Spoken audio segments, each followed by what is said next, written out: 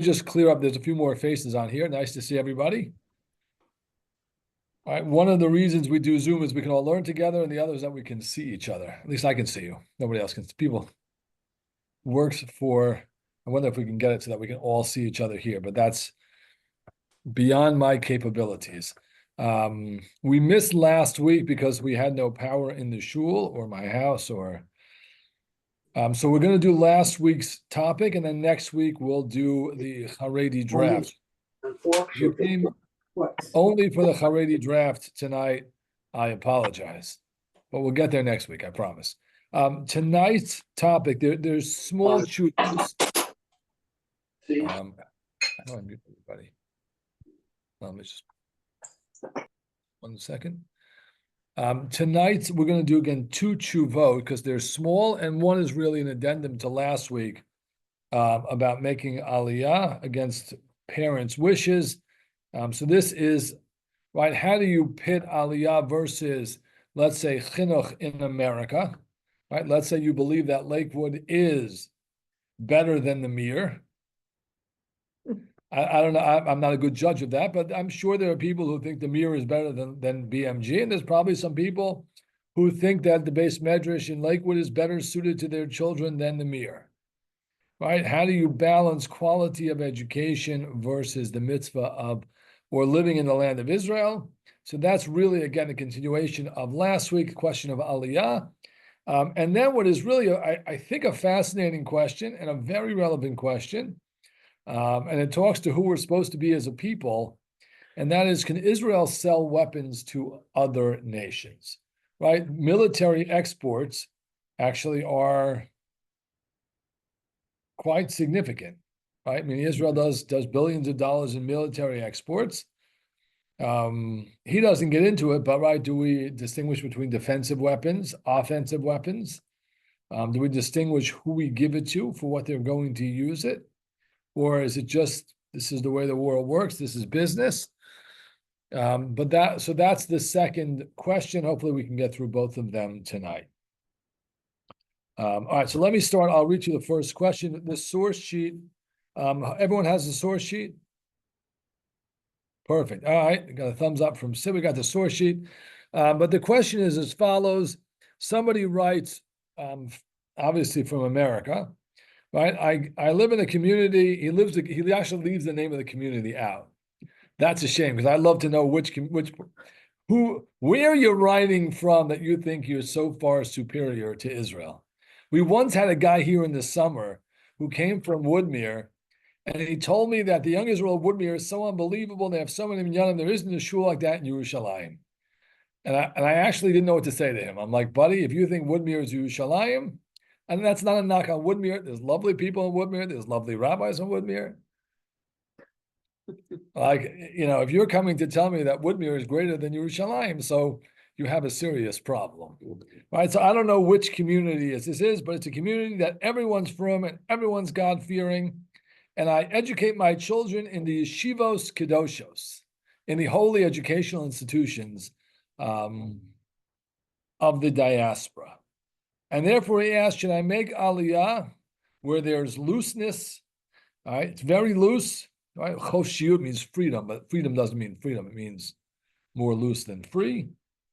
All right, and there are plenty of from people who went to Israel and then they became chofshiyim legamre, right, free of mitzvot entirely. Is the love of the land of Israel, does that push aside the mitzvah of chinuch in the manner of Hashem? Right, now that's a mouthful of a question. I don't know which community, and I don't know what year it's being written, right? Because I'll show you in a moment that Trumas Hadeshiner lived many, many years ago. The reality might be different, right? So let's start. What do you think the answer to that question is? Which one takes precedence? I go with Israel. Okay, you're going with Israel. All right. If anyone on Zoom, you should unmute yourself if you want to say. Is it more for you or for your children? I mean, to me, the question that I hear raised more commonly is not so much that the people won't be from, but that the children, for whatever reason, I mean, it's complicated, seems to be a problem in Israel that the kids of Dati people are not as from and sometimes not from at all. That's a newer phenomenon. He's gone, meaning so that's an interesting question today, right? But that's not his question because he lived before that. Listen, I don't know anyone that's compared the numbers in Israel, which is certainly an issue. It's not like we don't have that issue in America. Right. It's not like every kid who goes to Yeshiva high school comes out like a Gemara rock star, far from it, right? Meaning, no, it does, so I'm not sure the numbers are that different. I know that there certainly is an issue in Israel, but it's not like there ain't an issue in America. Right. And So obviously in America, if the kid is not from, it's chas v'shalom, it's going to be terrible. right, In right, Israel, there's a huge safety net. So yeah. So right, 2 weeks ago, the end of the tshuva, that was what his distinguishing between Israel and America is. The assimilation factor in America is more dangerous than in Israel, because at least in Israel you're still part of the Jewish people, and you're probably overwhelmingly going to marry a Jew, whereas in America, right, the statistics are very, very bad.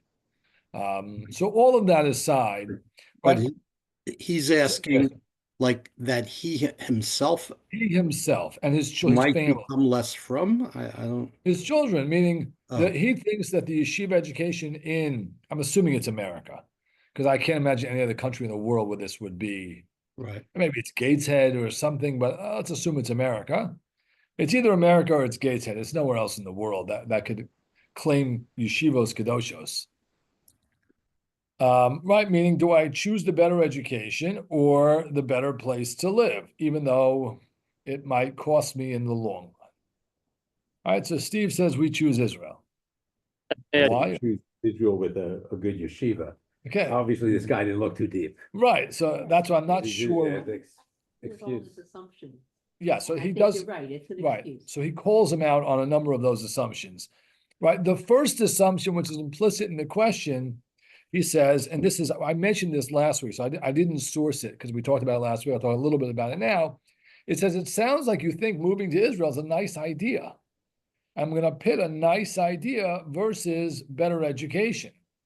All right. He says, but on that, you're fundamentally wrong. Right. Moving to Israel is not a nice idea. It's a mitzvah. Right. And that's what we talked about 2 weeks ago. I mentioned the Ramban and the Rambam in Sefer HaMitzvos does not list it, and the Ramban critiques him. And what do we do with the Rambam? So here, interestingly, you get his treatment of that. But because I went through it 2 weeks ago, I didn't want to source it and spend that much time. But in the nutshell, again, the Rambam in his book of Mitzvot does not count the mitzvah of making aliyah or living in the land of Israel. The Ramban believes he left it out and says there's a mitzvah for every individual at all times to move to Israel. Now, the question is, how do we understand the Rambam? Does he agree, but he counts it somewhere else, or does he really think it's not a mitzvah? Right? I mentioned 2 weeks ago, Rav Amital thought that the Rambam didn't think it was a mitzvah. And therefore, if people's parents had given him a really hard time, he would tell them, go with your parents. So he believes, and this is a fascinating halacha, right, which the Rambam codifies, the Gemara in Ksuvos. Look at the first source on your page.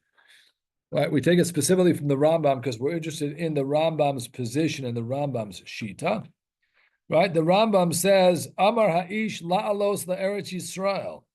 Right, you're living in the diaspora. The man wants to go to Israel, but he ain't a rotza. She doesn't want to go. Teitze below ksuva. They get divorced. She doesn't get her ksuva. Right, because he wants to do the mitzvah. She does not. The reverse, or the converse, or whatever the right word is true as well. Amra hilalo, she wants to do the mitzvah of making aliyah. V'hu eino rotze, he does not want. Yotzi has to give her a get. V'yiten ksuva, and he has to give the ksuva, right? Which shows you that the one who wants to go to Israel is the one that has the upper hand. Right? It doesn't matter who it is, whichever it is, they either don't have to pay or get the money. Right? Yisraelim Yerushalayim. Shakol Malan Eretz Yisrael ben Akol Motziim Misham. Everyone can go up to Israel. You can't take them out of Israel. The same thing with Yerushalayim. If moving to Israel was not a mitzvah, right? This whole discussion doesn't make sense, right? It's predicated on the fact that it's a mitzvah, something you're supposed to do. And now, if you don't want to do it, so you get penalized, right? Either you don't get the money if you're the woman who doesn't want to go. Either way, you get the get is given finished.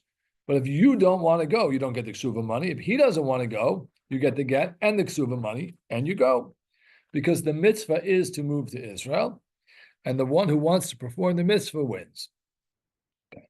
Right from there, he proves that the position of the Rambam is clear that moving to Israel is a mitzvah. Right? He actually says that every day you live in Chutz La'aretz, you violate a positive commandment. Whoops. Whoops. Shame on us. Okay, what can I tell you? That's probably not the only one I do, so I don't know. It is a mitzvah, and therefore you have to do it. Now he quotes, this is so the end of this tshuva, he says, well, there is one source that lots of people rely on, and that's the Trumas Hadeshen. So the Trumas Hadeshen is Rabbi Yisrael Israeli. He lives in the 15th century. Okay, that's a long time ago. I don't think they had 5,000 students in the Mir, maybe it's 10,000 now, in the 15th century in Yerushalayim. They didn't have a brisk, right? They didn't have, they had nothing. In the 15th century, the yeshivas were in Europe. They certainly were not in Eretz Yisrael. So this is my freehand translation. So we'll read it together. I wouldn't make too many mistakes in the English. You have the Hebrew there. If you want to see it in Hebrew, you can see it in the original. Right? But he says, regarding that which you wrote to me about Aliyah to Eretz, yeah, okay, that's already one mistake. About Eretz Yisrael, the holy city. No, Eretz Tzvi. On the top. Okay, no, I got that. Eretz Tzvi, right? Okay. I'm still good. Should read the Hebrew. Right? Which will be read soon. It's a mitzvah today. All right, even for a Talmid Chacham, given that in our sins there are no groups of young men and learning there. Right? That's the question. Is it a mitzvah today? There's no yeshivas in Eretz Yisrael. In the 15th century, that was true. Is it a mitzvah to go, even though there are no yeshivas? And he says, no, that is certainly very praiseworthy. A person who lives in Israel has an advantage. All right, even more so living in the holy city, right? Yerushalayim has advantages in this world and the next. Yet we have heard many times that there are Jews from the West who are pure evil. They burden and mess with the observant Ashkenazim. That's clearly my translation, but I think it's accurate. All right, food sources are limited and hard to come by. Turning a profit is tough. Who can handle this? All that is without mentioning the Arabs who are there. All right, it's not an easy life. Therefore, each person should estimate for themselves what they can handle personally and financially, and what path will lead to fear of heaven and keeping the mitzvot, for this is all of man. So when you say there's a mitzvah to live in Israel, is there something as a mitzvah that it's a good thing to do, but there's no repercussions if you don't do it? No, once it's a mitzvah, so again, violating a positive commandment, there is no human repercussion, right? If to get Beis Din to give you lashes and have some fun with you, you have to violate a negative commandment, right? If I go and eat the pork chops, I get lashes. If I don't put on my tefillin, shame on me, right? If I don't put a mezuzah on my house, shame on me, but I don't get lashes, right? The question whether they could force me to put them on is a separate question. But yeah, once it's a mitzvah, you have to do it, right? The question is at what cost, right? And what cost do you have to do a mitzvah? So on a positive mitzvah, in terms of money, we cap it at 20%, right? If you had a lulav, an esrog, let's say you had no money at all, not a penny to your name. Say you had $5 to your name, and the esrog set costs $3. It's true that you don't have to buy it, right? You don't have to spend more than, 20% of your income or of your wealth on a mitzvah item. Okay, so that, the question is whether there's a spiritual corresponding spiritual element. And it seems here that there is, right? There's a mitzvah to live in Israel, but at that time, in the 15th century, it was nearly impossible, right? You had nobody to protect you.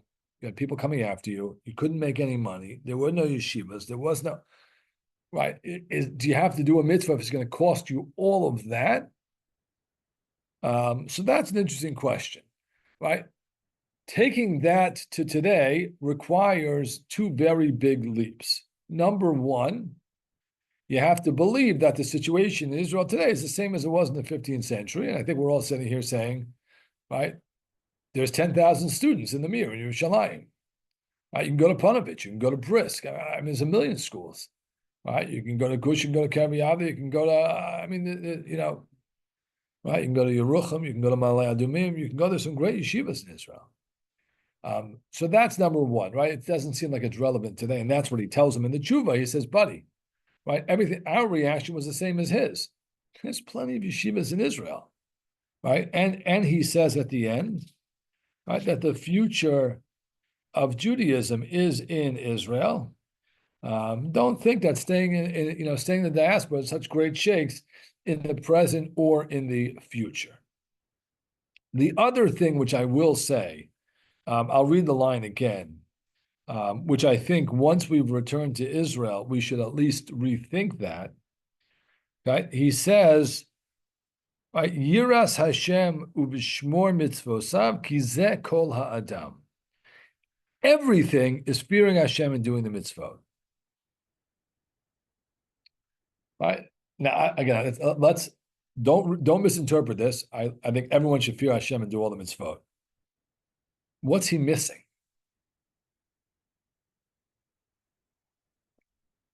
Am Yisrael, right? Meaning there is a nation which in the 15th century, there was no nation. There was nothing to think about. There was no discussion. It was over. It was the mitzvos. It was Torah. That's what kept us. No question. We didn't have a people. We didn't have a land. We had Jewish tradition. And if you didn't have Jewish tradition, over centuries, you fell away, right? You assimilated, you fell away, you got killed, right? Murdered, butchered, whatever it might be. We couldn't protect ourselves, and we didn't have a country, we didn't have a people. Historically, there was always two components to the Jewish people. There was a religious component and a national component. And that national component is important, right? And I think it's probably worth some level of spiritual sacrifice in order to maintain the national and land component. I think every soldier who goes to the army makes that choice. Right? Not that defending Am Yisrael is not the biggest mitzvah we have, but the way you live your life and the levels of all kinds of things go down a little bit. But it's done to protect Jews, and it's done for the nation. And I think the nation is of value. Again, I note that it's missing, but I don't judge him on that because when he was living there, that it didn't exist. It wasn't even a dream. Right. They couldn't have even dreamt of dreaming about it in the 15th century in Germany. Right. So today, right, he doesn't make, Chaim David Halevi doesn't make that point, but he does kind of say, listen, the future is in Israel, people. And I don't think the golden Medina is so golden. There's plenty of good yeshivos here. And he tells the guy, you should get off your tochas, move to Israel, put your kids in nice yeshivas. You'll be fine. Okay, that was question number one. Question number two is actually, there was a petition or a rabbi's letter, or whatever we want to call it, a couple of years ago by a group of rabbis who, I forget which arms sales it was, but they were protesting that just make sure it's not somebody trying to get on. They were protesting that Israel was selling arms to a particular country. I don't remember which country it was, but there was a whole list of rabbis who signed their name to a letter. Right, that is one of the biggest wastes of time in the last 20 years is signing these petitions. I've yet to see one have any value at all. I only signed on one, and that was the support by Natty Helfgott when he first came out. He wrote a letter that, right, the Orthodox community should be more understanding towards the homosexuals in its midst. And after some tweaking of language, I signed on to that, but really because people were bashing him and they were killing him, especially up north, and I felt he could use some support. So I did sign that more for him than for signage, because you put your name on a piece of paper and then somebody deletes it. I don't know that there's any value. I don't think it changed anything in the world. But okay, so what they were these rabbis again didn't change anything in terms of selling weapons. But I can't remember which country it was. What are the issues? Let's before we get to the sources, right? Is Israel a country that should they be able to export weapons to whoever they want? What do we think? Why not? They're entitled to an industry where they can make parnasa. So why would they be restricted to? I mean, they can make. Could they sell it? Okay, it's an industry like. Before I respond, I'll see if there's any other. I guess they're Right. No, Sid makes a good point, right? Which is Israel's a country. It has an industry. It needs to make money. well, maybe you shouldn't. I mean, I guess that could be split into two questions. One would be, could you sell it to anybody? Maybe you can't sell it to anybody because your weapons are almost certainly going to kill people. So maybe you should find another line of work. And the other would be, even if you could Find your billions elsewhere. Yes. And the other would be, I know, should Israel sell weapons to, I don't know, well, Iran is kind of absurd, but I don't know, Right. Saudi Arabia, where Saudi Arabia, Russia, right? Russia. We distinguish between selling to America, right, right? The joke is we're selling to Germany right now. right. Thunk that. My sister-in-law actually was in Germany selling the Arrow 3 system to Germany. She's been working on that for, I think, 20 years, actually. This is Tamar's brother's wife, our sister-in-law. Smart. That's a smart couple. They both work for Israel Aircraft Industry, and she has been working on this for some 20 years. All right, should we sell it to Germany? A lot of Jewish blood on German hands. A lot. But Germany's also sold Israel, given Israel Yes. submarines and Yeah, 100%, right? But those are all fascinating questions. Russia, I have more trouble. Was that Russia, I have more trouble with than Germany. right now? Yeah. 1000%. I agree with you. Right? I don't think there's a problem selling to America per se. Do we want to sell it to Russia? I don't know. You want to give Putin more weapons? Well, so right. So now we're caught like, is Sid right that this is an industry, it's a country, and this is the way the world works and countries work? Or no, we have, different responsibilities and different priorities as a country. So he does this on a more micro level. I would like to have seen the tshuva on a more macro level. But he does it, and I think we can extrapolate from there. So the question is literally based on a Mishnah in Avodah Zarah. So if you look at the bottom of the first page, right? So there's a Mishnah in the first chapter, 7th Mishnah, Avodah Zarah, right? And mochron lahem dubin va'arayos, you can't sell bears and lions. All right, this is talking about to non-Jews because it's Masakas Avodah Zarah. Lahem is to them. Chol davar sheyesh bo nezek l'rabim. You can't sell anything that will cause damage to the public, right? And then it goes on. The rest of it is about basilicas and but those are right idolatry things. So that's a separate discussion, right? So so he says based on that Mishnah, and if you look at the next page, Rabbi Avajimi Bartanura in his commentary to the Mishnah, right, writes what is something that has a nezek l'rabim, that has a public damage, kegon klei milchama charavot urimachim, right, tools of war. A cherab is a sword, a ramach is a spear, right? Again, Bartanura lives a few hundred years ago. They didn't have the more sophisticated weaponry we have today, but the idea is the same, right? He says, you see from this Mishnah, you can't sell non-Jews these types of weapons, right? The premise, of course, being that you're selling them something which will cause damage to the public, right? That you're not allowed to do. Now that's individual, not country, but country should be the same rules. He responds and he says, you should have asked me from the following source, right? Which again, the questioner, I guess, didn't have, had maybe some knowledge of Mishnah, but maybe not knowledge of Gemara, right? So look at the next source on the page. There's a Gemara in Avodah Zarah, right? Ve'od Tanya, ein mochrim lahem lo zayin v'lo klei zayin. Right? You can't sell weapons or accessories of weapons. Right? Ve'en mashchizan lahen et hazayin. Right? You can't grind the weapon, right? What we, like a sharp, you can't sharpen it. Ein mochrim lahen lo sidan v'lo kolarin, right? Stocks and exchange, ropes, iron chains, etc. And then, right? So that's again, it says you should have asked from that. And I think, right, so this is a general principle that you can't sell something to somebody who you know that's going to use it to hurt people. And you seem bothered. Well, first off, one could be hurt by many things that also have a good purpose. Chains can shackle people, but they also keep the boats in port. So there are good uses for a lot of these things. So let's assume that these are specific for these purposes. It's Right. also- Weapons, when used as designed, are to hurt people.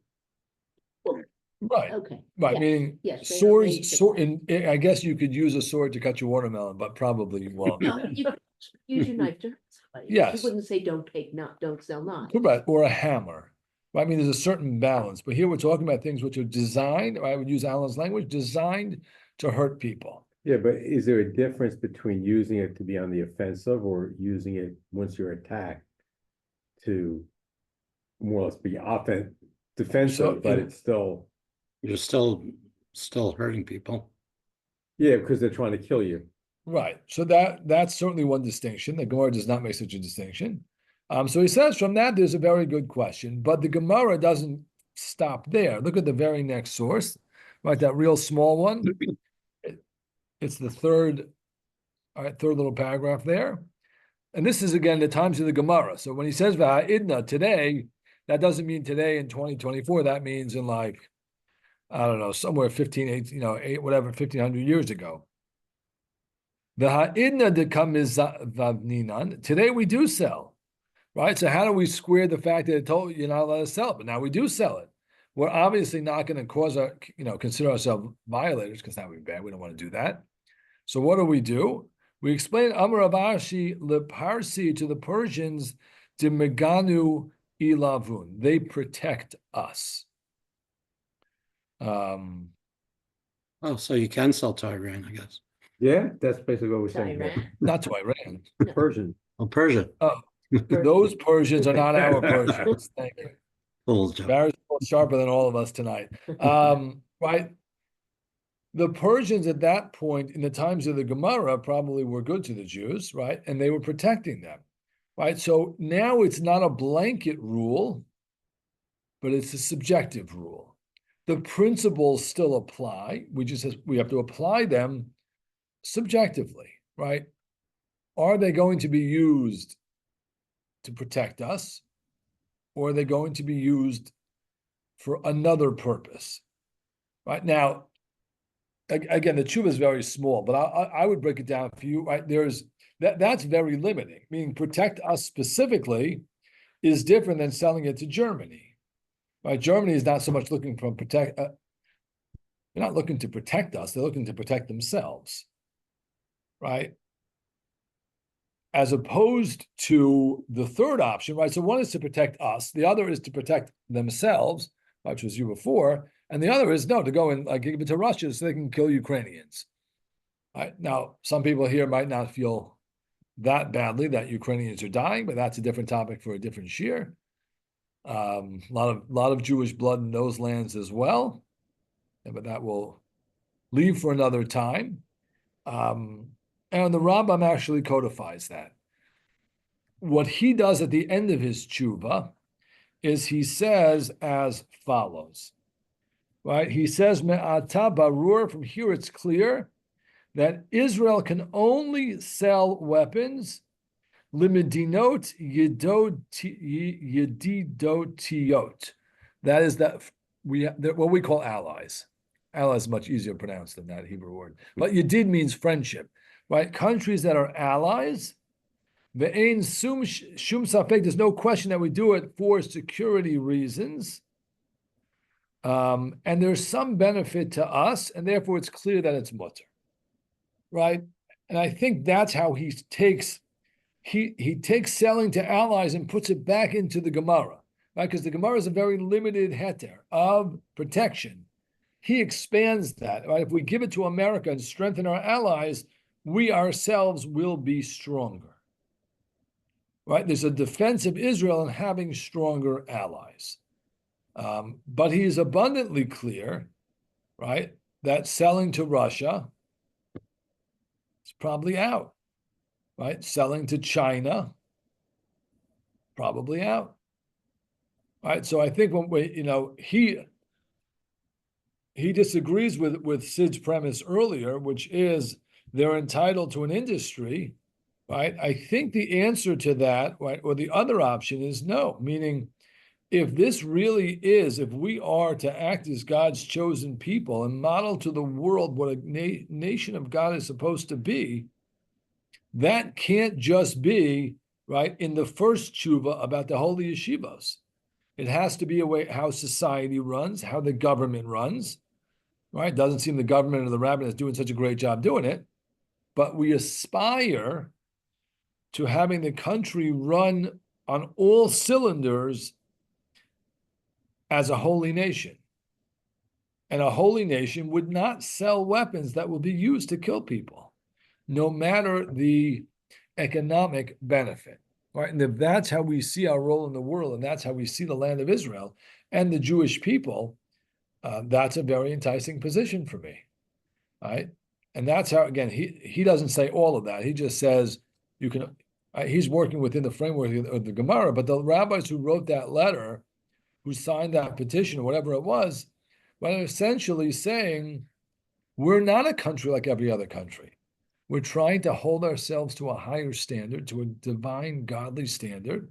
And if that means not making as much money, but not putting weapons of destruction out in the world, so be it, and that's our obligation. Again, he doesn't formulate it that way, but he does limit it specifically to allies and for our defense, and that might well be the rationale. With that, I end. I'm happy to take any questions. I mean, it's a stretch, but let's assume Israel had a cigarette industry. So you know cigarettes are harmful to your health. Could they export cigarettes knowing that the end result could possibly be disastrous? I mean, it's not like selling armaments, but where do you draw the line where between what you can sell and what you can't sell vis-a-vis the health and welfare of the recipients? So that's a very good question. But I think if we're talking about, let's say we're talking about drones, right? That could take out our shul. I don't think that I'll have to draw that. Meaning, I think that's way over the line, right? So you're going to give me smoking, right? I could make such a case that one should not produce cigarettes and one should not sell cigarettes, right? You could certainly make that case, right? Alcohol slightly more hard because, right, the halacha requires alcohol in certain circumstances. And it's not such a direct link to cancer or whatnot. But I think one could make the argument by cigarettes too. But some areas will be more sticky and more questionable. I think if we're talking about missiles, drones, or bullets, right, let's forget the accessories, the shackles, the chains, right? Let's say Israel has, right, the ability to send a weapon to evade Iran's defenses and blow up a building, right, which we've seen they have the capabilities to. That's a lot of damage. That's a lot of death, right? So we try and use it responsibly, right? We have faith in the army that they do their best. Russia does not do their best in Ukraine, right? The amount of dead in that war, which nobody seems to care about at all, frighteningly, It's probably over 1 million people if you count all the soldiers to this point. It's not, if not in the high hundreds of thousands. Right? Those weapons are causing crazy destruction, crazy loss of life, crazy civilian loss of life.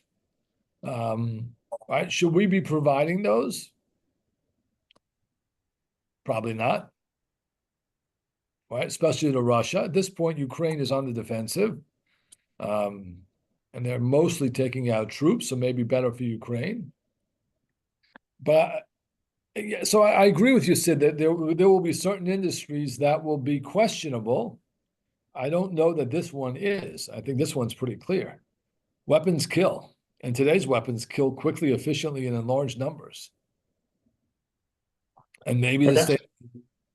So yeah. No, I'm sure. Okay, I'm just trying to. Obviously, it's a different category. Also, sending weapons to somebody who's going to use it to kill somebody.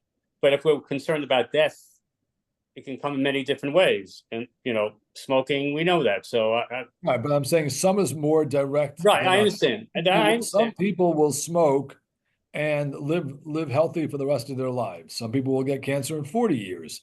When I drop a bomb on your building, you don't have 40 years, and the Right, probability of death is No, pretty I said high. it was a Right. stretch, but it's just No, I actually agreeing with you. I'm not sure you're wrrong. The person smoking making that decision himself. 100%, but I'm maybe not making a decision to have a. right. So that's another distinction, right? Jeff is saying that the person's making, although maybe that doesn't matter. Maybe we still shouldn't be helping them hurt themselves.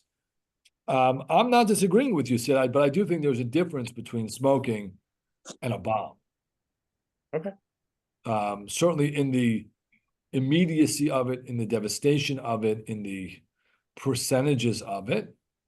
I don't know that Israel asked shilas, and it seems that they will sell to other countries. But from a halachic perspective and what it says about us as a people, I think this is a good answer, actually. Okay. Shkoyach. Anybody else? All right. Wish everyone a good night. Come back next week. Haredi draft. thank you. No Have a good problem. Have a good night. Thanks, Rabbi. Have a good night. Bye-bye. And